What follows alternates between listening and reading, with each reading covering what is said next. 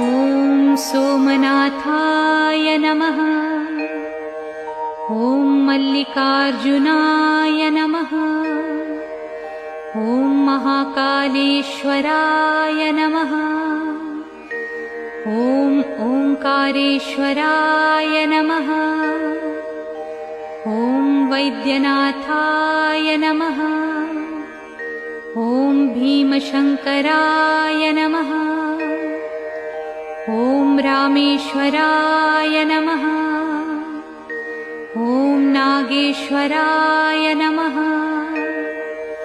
ॐ विश्वेश्वराय नमः। ॐ त्र्यंबकेश्वराय नमः। ॐ केदारेश्वराय नमः। ॐ भुस्मेश्वराय नमः।